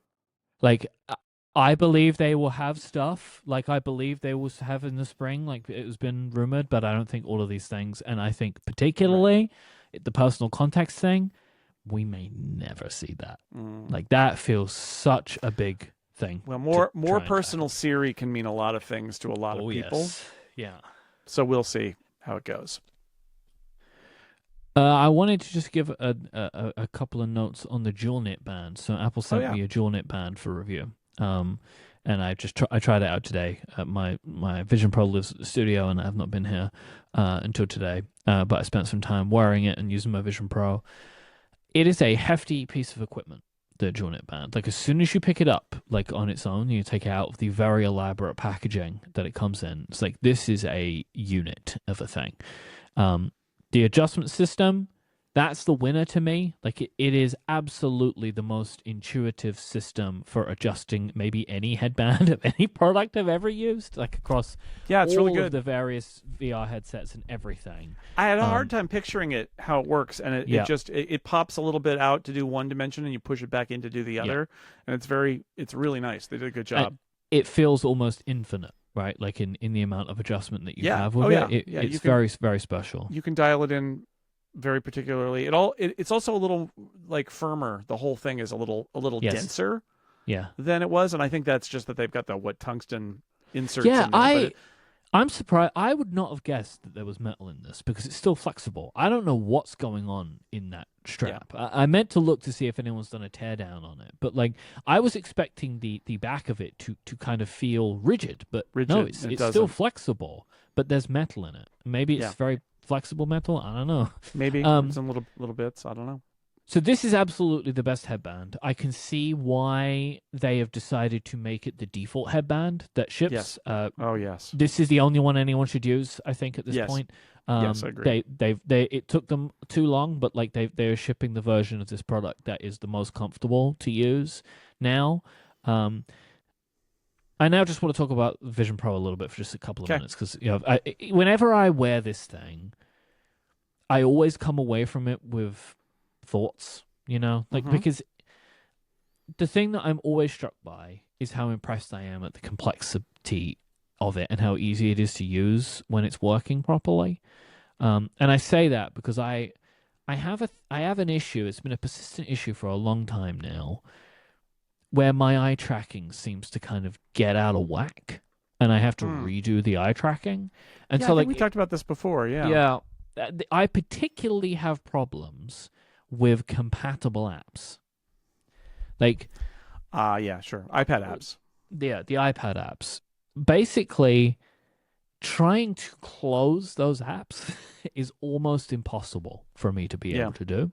Like, if I look down to the little X, it just never highlights it. And Yeah. even just using these applications, a lot of the time, I have to look slightly below the action that I want to perform. Now, the issue with this is because there has been so little developer adoption of the Vision Pro from a native app perspective across a lot of the apps that I use, I am using too many of the compatible apps, right? And so I'm having an experience which is not as good as it could be because I don't have these problems with the native apps as frequently. Sometimes it does, but there's something about the targets, and the targets are different on the iPad apps, and I think it's exacerbating your existing issue, which is that there's some sort of eye tracking or alignment thing that you've got wrong. I don't experience this usually, but every now and then I get in a state where I can't look at the close box in anything, and I will either readjust the headset or I will take it off and put it back on.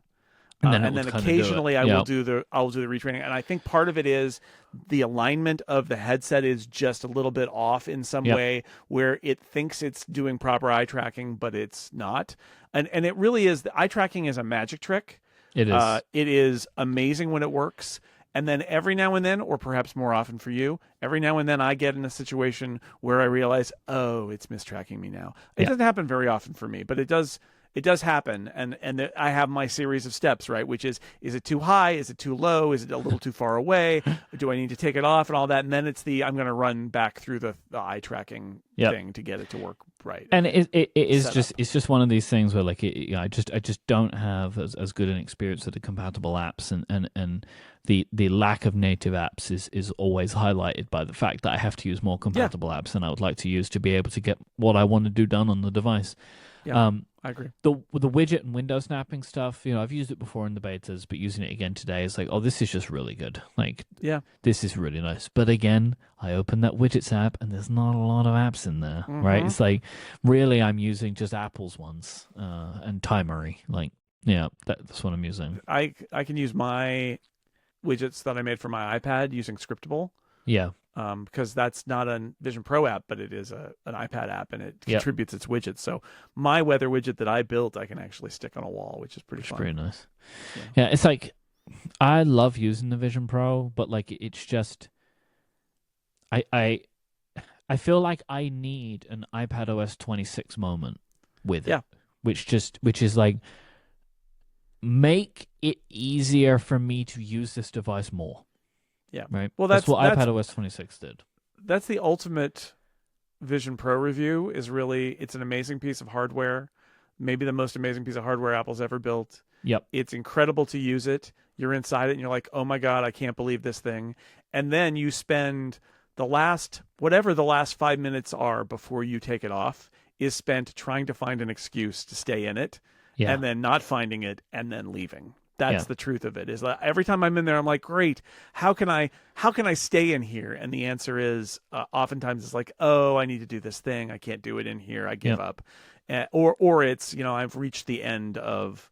I watched a movie in it the other week, a 3D movie for a podcast, and it was a warm day, so I like sat outside, watching in my big giant movie theater. And it was awesome. But again, I get to the end and I'm like, I guess I need to go inside now and do actual things because I can't really do it here because it's just not. And there are specific. I mean, like the Mac Virtual Display has gotten a lot better. I think the iPad apps look a lot better than they used to. I think that they did something in the rendering. I remember when I first used it, I was trying to write in OneWriter, which is an iPad app, and the text rendering was really bad. And I tried it the other day, and it's much better. It's not necessarily as good as a Vision Pro native app, but it's pretty good. Like they've made strides in so many areas. The personas are so much better, but still, the fact remains there's not a lot of content for it. There are not a lot of apps for it, and so you're left with a really whizzy, fun experience that you can't. I mean, you just reach the end really fast. Yeah. It's like I opened the App Store today, and it's like. There's just nothing in here. Yeah. Like, Yeah, and it's a real chicken egg problem that could be solved by yep. Apple buying a lot of eggs, right? But instead, Apple's sort of like, come on in Yeah. and reach the several hundred people who might buy your app, and that's just not going to work. So I appreciate that they did. Like, I went to the Vision Pro, immersive video thing a couple weeks ago, and it was really interesting.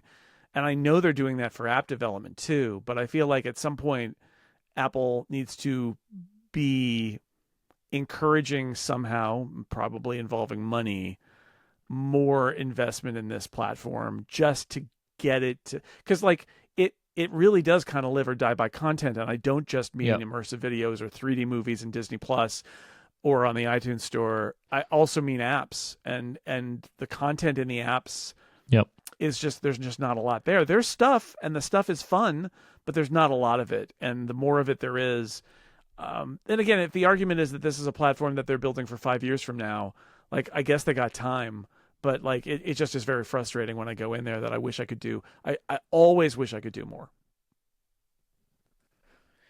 This episode is brought to you by Udacity.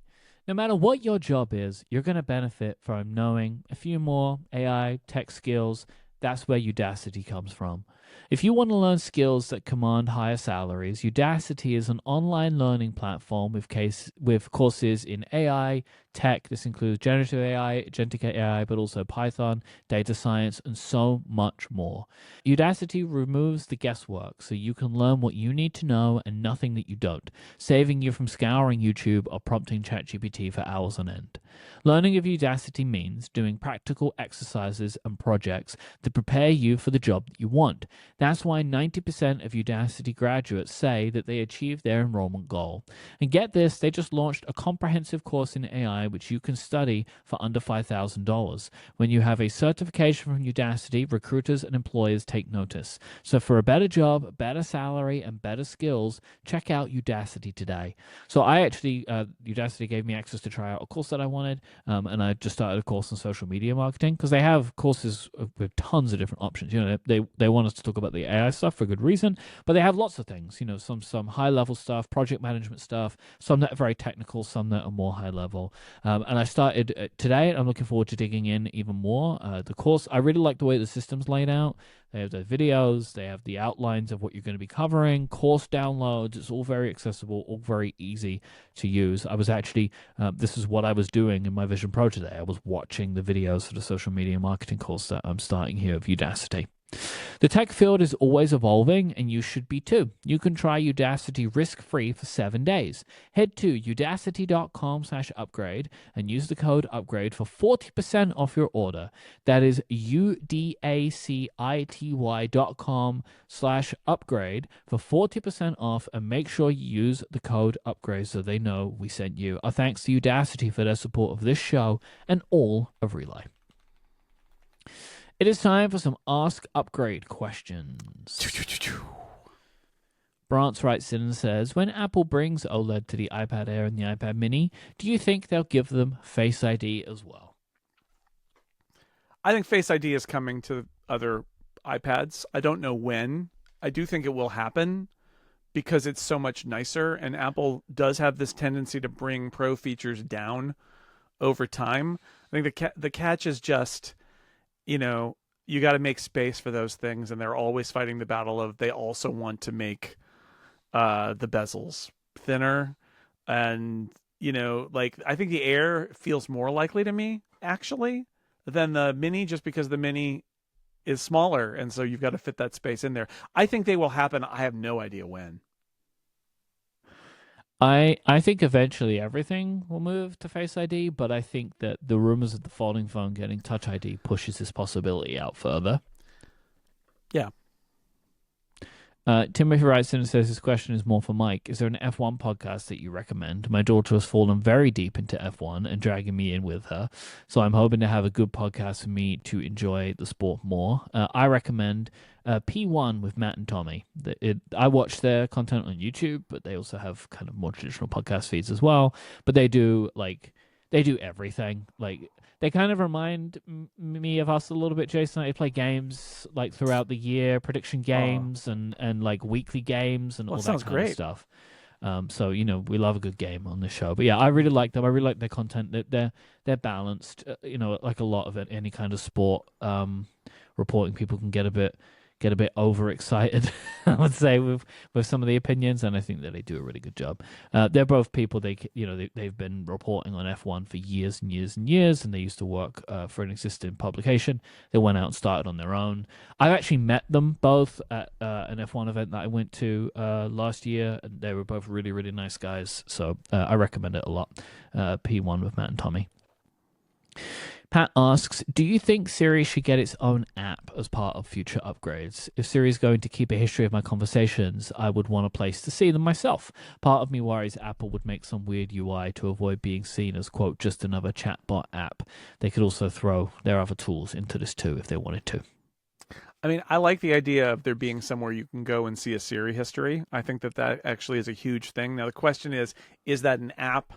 Or is that something that they put in like a Siri interface where you double tap the bottom of the screen and it brings up a Siri interface that has a thing in it? Is it a weird? Basically, do they make it weird? They'll or do make they it just weird say in some way. an app? I mean, they could do it. I think an app is straightforward. But I would like to be able to go in and like say, all right, we're going to continue this conversation now. Yeah. That kind or of just stuff. look what was the answer, and you can't find it. Because there's no history. That like I think if they're gonna have a more chatbot-y kind of like experience, they need to put that history somewhere. I think an app is actually kind of a great idea. But I'll give you the example of what is it, Shazam, where Shazam is in iOS, but there's no. I mean, there is a Shazam app, but like by default, it's just kind of a present feature. It's in Control Center, and like there ought to be So I think the question is, really, do they do it as an app or do they do it as a weird thing? And I feel like an app is the answer, not a weird thing. I agree. You have a place you can go explicitly to ask Siri questions, typing or voice, and you can get what your different conversations are and you can separate them. I think that would be a nice thing to do that keeps it simple so you don't have to remember how to activate the thing that kind of feels like an app but is actually not. Randall says, do you think that if it hadn't been for the EU's USB-C charging requirement, Apple might have made the iPhone Air portless? I imagine that was in the plans at some point. I mean, they've been talking about it, but yeah. What I'll say is I don't know about if the USB-C charging requirement thing, like I don't know the full ramifications of it. I don't think it does, because I think that wireless charging isn't covered by it. Yeah. Right? I think it's really hard to force everybody to charge wirelessly. Yes. And there are lots of inefficiencies in wireless where you can get a quick charge. Like Apple is spending so much time talking about quick charge by wire. I think that Apple would need to invent a new wireless charging thing that was faster, or that wireless charging tech needs to get way better. Yep. It's a tough one. Not having a port introduces a lot of complications in terms of resetting and support. Like the Apple Watch deals with this now. So I think that there's a lot going on here that makes it really hard to have no port at all. And again, like Apple will do it if it's not that big a deal. They removed the headphone jack and it actually wasn't that big a deal. And even then people made a big deal of it. This would be bigger, and I just think, like, what's the benefit to it? If it's just to say, look at what we did, it feels more aggro than any benefit. Like it just feels more like, and then if you wait, I mean, if you wait a couple of years, right? Like this is the thing. I think this is actually true. I think Apple has a dream of doing a portless phone, and the time when they would have done it, it would have been way too soon because we weren't there yet. And the better answer is to wait until the technology makes it almost irrelevant, right? That's what you really want. Is you want it to be, we don't need the port anymore because of X. And I don't think we're there yet. I would expect that there was absolutely a version of the iPhone Air that had no charging port when they started the development of this product multiple years ago. That like there was would this be the one? Right? Because you could imagine that product, right? Of like, here is this phone. Look at all the things this phone has. We didn't have enough space for a charge port. Like, they didn't put a SIM tray on it, right? Like, Yeah. I could imagine a version of it that probably didn't get very far, but like that they were at least considering the iPhone Air to not have a charging port on it. Sure. And that would be, say, making a phone so thin that you can't put USB on it. That's a reason to do it, right? Yeah. But just be a regular old thick iPhone Pro and it doesn't have a port because they closed it up. Like, come on. It's just spiteful. What are you doing? Yeah. And again, they could invent something else, but then you've got to deal with, now is there a special magnetic connector that I have to bring with me? And like that's not standard.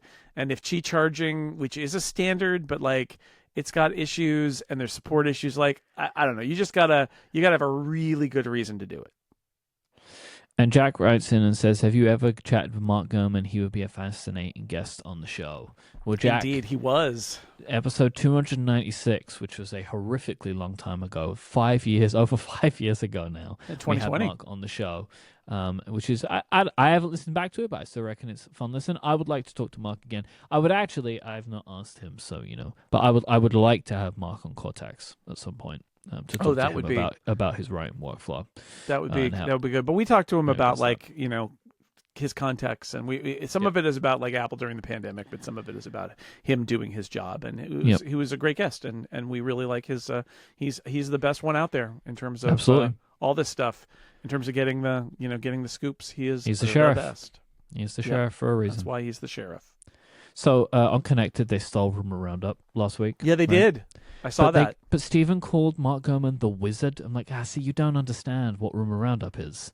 Why would you call the man a wizard? As a wizard in the Wild West? What are you doing? So what is that segment then? Is it like Rumors and Rangers or something? It's like a fantasy. He's got a. It's like Rumor Roundup, but they're rounding up aliens. I don't know what he's doing. Well, it's a wizard, so like they're rounding up orcs, like trolls or something. Trolls, yeah. I don't know what that was all about. Get the fan art going, I guess, for that. But the wizard, I guess that was his way of making it kind of a slightly off-brand. No, I just think that they're imitators, Jason, and they just can't land a plane. They just can't do it. If you would like to send in a question of your own for us to answer in a future episode of the show, just go to upgradefeedback.com, where you can also send us in your follow-up and your feedback. Thank you to our members who support us with Upgrade Plus. You can go to getupgradeplus.com. We've got longer ad-free versions of the show each and every week. Do not forget to go to upgradeyourwardrobe.com to pick up a piece of Upgrade merchandise available for a limited time only. If you would like to see what one of those pieces of merchandise looks like, you can go find us on YouTube, where I'm wearing our t-shirt, and I'm also wearing a previous version of the Upgrade hoodie right now. Thank you to our sponsors that were Udacity, Fitbod, Delete Me, and Squarespace. But most of all, thank you for listening. We'll be back next week. Until then, say goodbye, Jason Snell. See you next week.